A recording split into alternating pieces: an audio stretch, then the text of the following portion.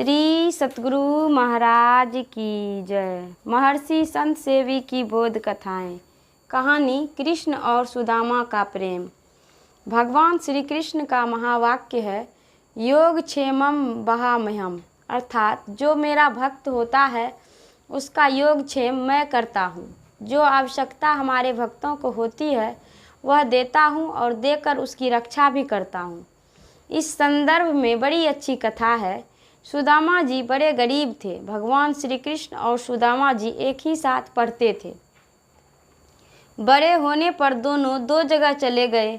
भगवान श्री कृष्ण अपना राज्य सिंहासन संभालने लगे और वे गरीब ब्राह्मण बेचारे अपने घर आए, विवाह किया, लेकिन अर्थाभाव था। अपने बचपन के बाल मित्र की चर्चा वे कभी कभी अपनी पत्नी के निकट किया करते थे।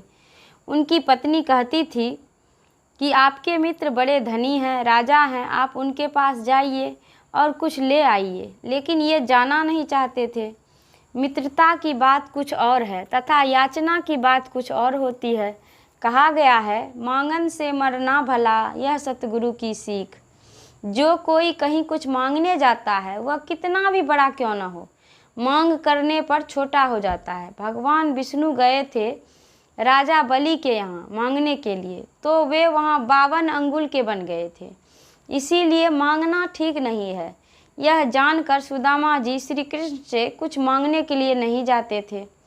सुदामा जी की धर्म पत्नी जब बहुत प्रेरणा देने लगी तब वे बोले, अच्छा मित्र के यहाँ जाएंगे, लेकिन खाली हाथ कैसे जाएंगे। उनकी धर्म पत्नी ने थोड़ा सा तंडुल एक पोटली में बांध दिया। वे उस पोटली को कांख के नीचे दबाकर अपने मित्र श्री कृष्ण से मिलने के लिए चले। चलते चलते जैसे उनके दरवाजे पर पहुँचे तो देखा कि फाटक पर पहरेदार पहरे पर खड़ा है। उनके पैरों में जूते नहीं, तन पर फटा हुआ कपड़ा था। इनका दुर्बल गात देखकर पहरेदार ने इनका नाम पता पूछा। अपना नाम बताते हुए सुदामा जी ने कहा, श्री कृष्ण मेरे मित्र हैं, मैं उनसे मिलने आया हूँ। पहरेदार ने भगवान श्री कृष्ण से जाकर कहा, एक आदमी फाटक पर खड़ा है, उसके तन पर फटा हुआ चिथड़ा है, पैरों में जूते नहीं और न माथे पर पगड़ी है, लेकिन वह अपने को आपका सखा बतला रहा है और आपसे मिलना चाहता है।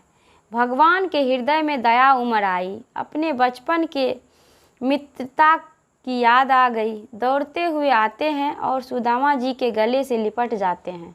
उनको आदर के साथ अपने अंतःपुर में ले जाते हैं और सिंहासन पर बिठाते हैं। भगवान श्री कृष्ण की पटरानी उनका पद प्रक्षालन करती है।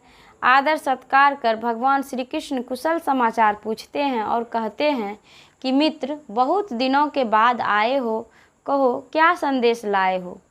बेचारे को कांख के नीचे से पोटली निकालने में बड़ी लज्जा लग रही थी। सोचने लगे, थोड़ा सा तंडुल इतने विभूतिवान के सामने कैसे रखूं। संकोच के मारे वे निकाल नहीं रहे थे, लेकिन भगवान तो अंतर्यामी थे।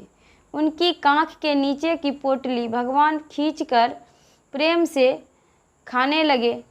एक बार, दूसरी बार और तीसरी बार जैसे ही वे अपने मुंह में तंडुल डालने लगते हैं तो रुक्मणी जी उनके हाथ पकड़ लेती है और कहती है कि बहुत दे चुके, हो गया, अब इनको और क्या देना चाहते हैं। सुदामा जी कई दिनों तक वहाँ रहे। भगवान ने बड़े आदर सत्कार के साथ उनको रखा। जब वे चलने लगे तो भगवान ने बाहर दिखावे में कुछ दिया नहीं।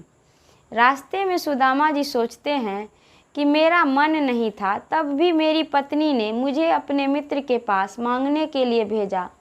अच्छा हुआ कि उन्होंने कुछ दिया नहीं। लेकिन सुदामा जी जब अपने घर पहुंचते हैं तो देखते हैं कि झोपड़ी की जगह अट्टालिका है। अब वे दुखित हो गए कि हमारा घर उजाड़ कर कौन धनी आदमी यहाँ आकर बस गया है। जब सुदामा जी की पत्नी ने अपने पति को देखा तो वे दौड़कर उनके निकट आई और आरती उतारने लगी। सुंदर वस्त्रालंकार से सजी धजी रहने के कारण पहले तो सुदामा जी पत्नी को पहचान ही नहीं सके। बोले, अरे कौन मेरे पास आ गई। जब गौर करके देखते हैं तो पाते हैं कि वह उनकी ही पत्नी है। बड़े प्रसन्न हुए। भगवान ने सुदामा जी के साथ धन इसीलिए नहीं दिया कि रास्ते में चोर डकैत छीन लेंगे, इसीलिए वहाँ धन नहीं देकर घर में ही सब चीज़ दे दिया।